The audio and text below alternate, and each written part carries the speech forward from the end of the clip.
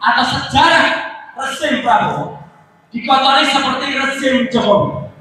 Berterima kasih, bukan hanya kami bertiga, berdelapan, berdua-belas, dan kita semua. Berterima kasih kepada rakyat Indonesia yang terus membersamai dan memberikan atensi dan supportnya. Kalau Anda nggak bisa datang, silakan, cukup dengan doa, dan itu kami terima dengan lapang dada, dan alhamdulillah kalau itu dilakukan. Terima kasih ya. Karena apa? Perjuangan ini adalah perjuangan kita. Perjuangan kita bersama. Dari tempat ini dulu kita mulai. Dari tempat ini pula lah kita sudah bergerak. Dari tempat ini tanggal 30 April dulu, di tengah-tengah acara, kita mendengar kabar Joko Widodo melaporkan kita ke bagian kehilangan di Polda Metro Jaya. Saya nggak bohong, loketnya loket kehilangan itu. Jadi memang dia mungkin kehilangan ijazahnya atau kehilangan kewarasannya. Iya, kalau orang yakin benar ijazahnya pasti ditujukan, enggak, tidak ditujukan. Satu. Yang kedua, yang dilapori, saya juga mohon tolong kembalikan kewarasan. Saya, Dr. Rismon, Dr. Tifa, dan 5 yang lain, bahkan tambah 4 yang lain, tidak pernah, demi Tuhan, demi Allah SWT, tidak pernah yang namanya mengedit ijazah. Catat itu. Kalau ada orang yang mengatakan kami mengedit ijazah dan mengedarkan ijazah palsu, orang itu yang berbohong. Kami memang meneliti ijazah yang pernah diposting oleh seorang kader partai Gajah Kutet. Gajah Kutet itu gajah kecil, gajah kerdil. Namanya Dian Sandi Utama pada tanggal 1 April. Kalau mau dikejar dengan pasal 32 dan 35, dialah harusnya. Karena ijazah yang dipoto oleh Dian Sandi miring kayak otaknya. Ini kan miring. Jadi dia sudah membuat ijazah yang tadinya tampak benar menjadi tidak benar. Dialah Dian Sandi. Kami tidak pernah mengubah apapun bentuk ijazahnya. Kalau kami lakukan penelitian dengan EWA, dengan luminant gradients, yang nanti juga akan sampaikan Dr. Rismon, itu adalah ilmiah, bukan kami mengedit. Jadi kalau ada orang nggak mengerti bahwa kami melakukan penelitian untuk mengedit, itulah yang kita tentang. Kenapa?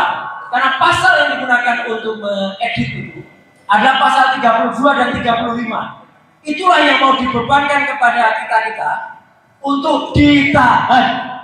Karena ancaman hukumannya di atas 5 tahun. Jadi itu yang akan kita dobrak pertama kali. Tidak pernah ada edit-pengedit. Kalau urusan pencemaran nama baik, silahkan saja kita bertarung pengadilan. Tapi demi Tuhan, demi Allah sekali lagi, tidak ada yang namanya edit, dan bahkan ijazah yang kami teliti sudah dikonfirmasi oleh KPU ada 5 tempat sama dengan ini. Jadi mana yang diedit? Tidak ada. Dan sekali lagi 99,9% ijazah ini palsu. Sudah clear banget ya. Dan kenapa kami ditersangkakan? Terus terang mendengar kabar ditersangkakan itu sebenarnya semenjak minggu yang lalu. Sebelum saya, sebenarnya waktu itu saya melihat juga mengajari Dr. Rismon dan juga Dr. Tifa dan juga semuanya untuk ke Sydney, Australia. Sudah mendengar kabarnya, bahkan akan ada dicekal, bicara dikerjakan Interpol dan lain sebagainya. Alhamdulillah, jalan semuanya lancar, dan bukti utama yang kami peroleh, Gibran tidak punya ini. Sekali lagi, Gibran tidak punya yang katanya dia lulus dari BPS Insert. Nanti dia dilanjutkan Dr. Rismon. Kita mengejar ke Kementerian Pendidikan Dasar Menengah. Karena apa? Itu yang tidak sah persyaratannya. Persyaratan ijazah tidak ada, persyaratan rapor juga tidak ada selama 3 tahun. Jadi jelas banget. Dan kalau tadi dikatakan oleh Pak Ustadz Kesini, tidak ada Profesor Zaini Indrayana.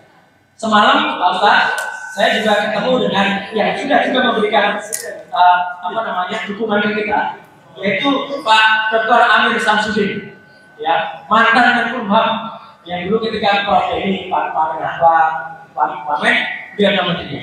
Tetap Pak Amir Samsudin juga memberikan support kepada kita.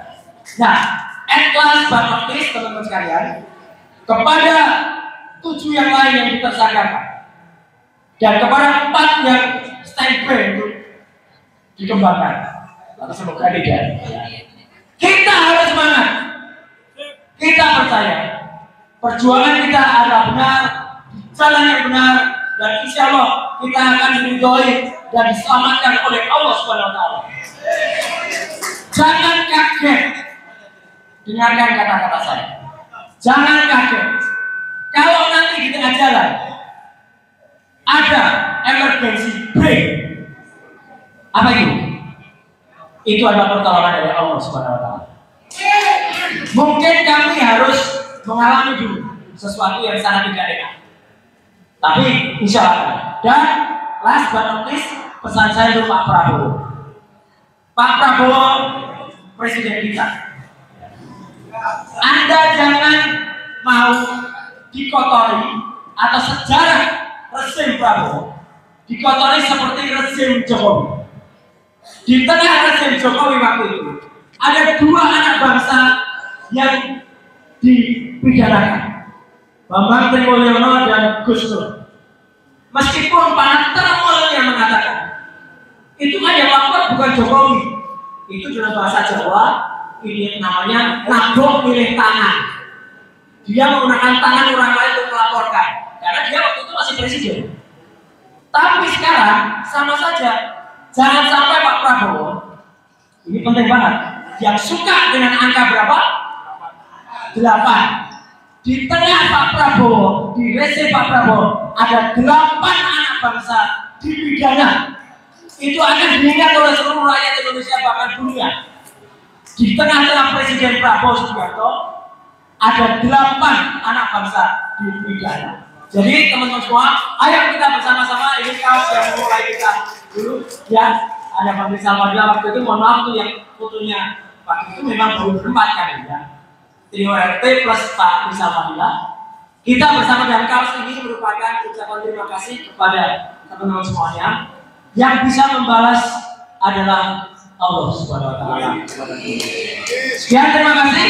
Assalamualaikum. Dari orang-orang yang hari ini menjadi tersangka, tapi hari ini adalah komitmen kita untuk membersamai para ketua-ketua kita yang mereka telah bersedia memasang badan untuk mengungkap masalah bangsa yang ini implikasinya bukan hanya untuk generasi hari ini, tapi juga generasi selanjutnya.